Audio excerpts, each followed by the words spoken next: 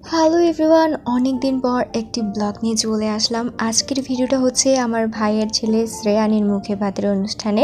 তো আমার ইন্টার্নশিপ চলতেছে, তো আমি ডিউটি করতেছিলাম আর নতুন নতুন জিনিস শিখতে তো খুবই ভালো লাগতেছে এখন ইন্টার্নশিপে।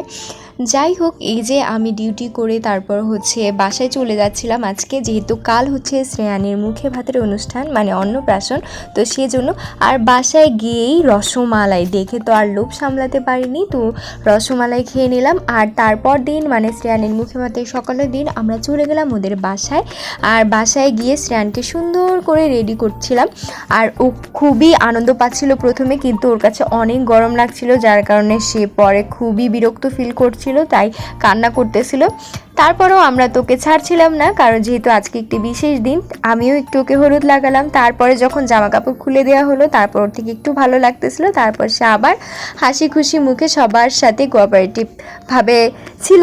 যাই হোক, এই হচ্ছে ওর আজকের আউটফিটটা। আর তারপরে আমি ওকে সাজানোর চেষ্টা করছিলাম, আর ও খুবই বিরক্ত ফিল করছিল, যে প্রথমে আমাকে হাত দিয়ে সরিয়ে দেওয়ার চেষ্টা করতেছিল, কিন্তু আমরা তো তাও জোর করে করতেছিলাম। তারপর আমাকে জোরে একটা ধাক্কা দিল। তারপর এবার ওকে চেপে ধরে যখন ওকে আমরা দিতে চাচ্ছিলাম, এই আমার বোনের চুল টেনেও ছিঁড়ে দিচ্ছে এখন। তারপরে হচ্ছে আমরা ওকে রেডি করে তারপরে আমরা চলে যাচ্ছিলাম মন্দিরে। আজকে প্রথমে শম্ভুনাথ মন্দিরে পুজো হবে, ওখানেও ভোগ নিবেদন করা হবে। এই যে আমরা সবাই রেডি হয়ে তারপর বেরিয়ে পড়লাম। তো আমরা রিক্সাতে দুইজন উঠতে চাইছিলাম, কিন্তু আমরা যখন দুইজন উঠি তারপর ওরা সবাই একসাথে উঠে যায়, মানে টোটাল 5 জন উঠে গেছিলাম রিক্সায়। তারপর হচ্ছে আমরা পাহাড়ের দিকে চলে যাই, যেহেতু আমাদের শম্ভুনাথ মন্দিরে পুজো হবে। ওখানে পুজো দিয়ে তারপরে হচ্ছে আমরা চলে যাব লোকনাথ মন্দিরে। আর সেদিন অনেক গরম ছিল, যার কারণে আমাদের সকলেরই এই অবস্থা। আর ওই দিন অনেক বেশি ভিড় ছিল, কোথাও বসারও জায়গা নাই। তারপরেও মোটামুটি সব কিছু কমপ্লিট হয়েছে। আর ওর গরমে খুবই বিরক্ত লাগছিল, কিন্তু তারপরও সে খুবই শান্ত ছিল। আমরা তো মনে করেছিলাম গরমে সে কীরকম কান্নাকাটি না শুরু করে দেয়। তারপর আমরা লোকনাথ মন্দিরে চলে আসি, কারণ মেইন প্রোগ্রামটা হবে লোকনাথ মন্দিরে। তো তারপরে বাবু একটু ঘুমিয়ে পড়েছিল, তো সেই সুযোগেই ওকে আমরা সুন্দর করে সাজগোজ করিয়ে দিচ্ছিলাম, যাতে পরে ঘুম থেকে উঠে আর বিরক্ত না করতে পারে। এই তো ঘুমের মধ্যে ওকে মোটামুটি সাজিয়ে দিলাম। ঘুম থেকে উঠে সে সবার সাথে হাসি খুশি ভাবে ছিল। তারপরে রেডি করে দিয়েছিলাম ওকে। ভাবতেছিলাম আবার সকালের মতো কান্নাকাটি করে কিনা, দেখলাম যে না, সে সব কিছু এনজয় করতেছিল, সবার সাথে হাসাহাসি করতেছিল। এই যে কেমন লাগছে অবশ্যই জানাবেন, আর সবাই ওর জন্য অনেক অনেক আশীর্বাদ করবেন। এই যে ও সবার সাথে খেলু করছিল। তারপরে হচ্ছে এই যে অনুষ্ঠান শুরু হয়ে গেল, এখন ওকে সবাই আশীর্বাদ করবে, আর সবাই হচ্ছে ওর মুখে ভাত দিয়ে দিবে। এখানে দুইটা প্লেটে, একটা প্লেটে শম্ভুনাথ মন্দিরের প্রসাদ আর আরেকটা প্লেটে হচ্ছে লোকনাথ মন্দিরের প্রসাদ। তো এখন ওকে সবাই আশীর্বাদ করবে, আর তারপর ওকে একটু একটু করে খাইয়ে দেওয়া হবে। আর অনেক বাচ্চারা আছে যে খাবার খেলে প্রথমবার তখন হচ্ছে কান্নাকাটি করে, কিন্তু ও না খুব এনজয় করছিল খাবারগুলোকে, আর ও খুব সুন্দর করে খাচ্ছিল, যেটা আপনারা ভিডিওর মধ্যেই দেখতে পারবেন।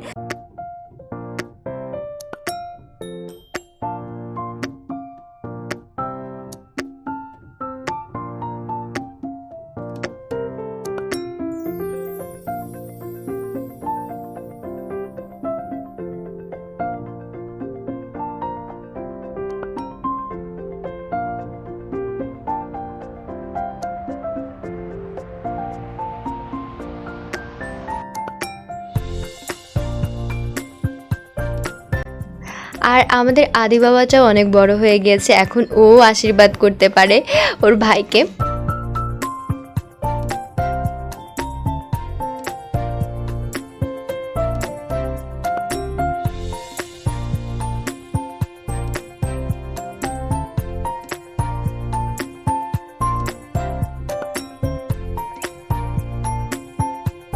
আর একটা কথা না বললেই না, ওই দিন আদি অনেক অনেক কাজ করেছে, সবাইকে সার্ভ করেছে, সব কিছু করতেছিল, যেটা দেখে মনে হচ্ছিল যাক বাচ্চাটা আসলেই অনেক বড় হয়ে গিয়েছে। তারপরে এই যে আমরা সবাই প্রসাদ খেতে বসে পড়লাম, আর আদি সার্ভ করতেছিল, ওইটা আমি ভিডিও করে রেখেছি মেমোরিজ হিসেবে রাখার জন্য, যেটা খুবই ভালো লাগতেছিল দেখতে। আর অবশ্যই বরিশালের মিষ্টি তো অবশ্যই থাকবে। আর কেন জানি ও আমাকে ওই দিন অনেক বেশি আদর করতেছিল শ্রেয়ান, কেন জানো। তারপরে এই যে আমাকে শুধু পাপ্পা দিচ্ছিল, আর হচ্ছে ও আমার কাছে আসার জন্য এমন করতেছিল আসলে।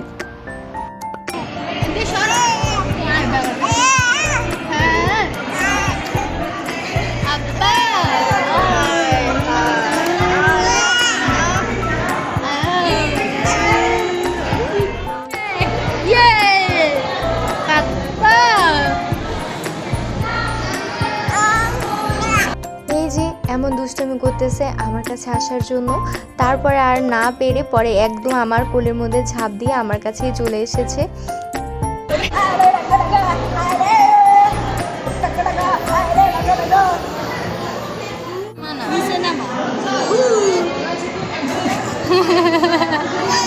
এই তো এর মাধ্যমে আজকের ভিডিওটা এখানে শেষ হলো। দেখা হবে নেক্সট ভিডিওতে। বাই।